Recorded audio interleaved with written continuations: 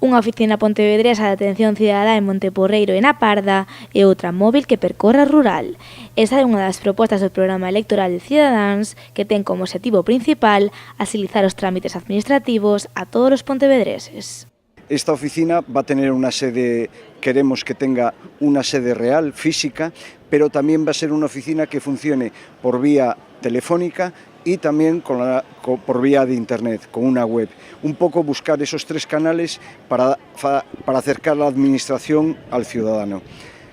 Una parte de esta oficina queremos hacerla itinerante, queremos que todos los vecinos del rural pontevedrés, de todas las parroquias, tengan la posibilidad de tener esta oficina, pero cerca de su casa.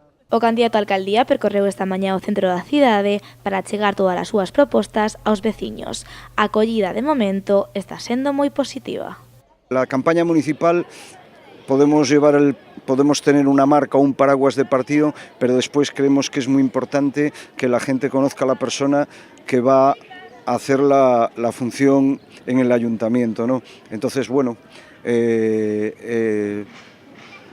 estoy dándome a conocer, está siendo una experiencia enriquecedora, la verdad que no creía que me iba a encontrar tan cómodo y sobre todo agradecer a la ciudadanía el tema de que te reciben con los brazos abiertos.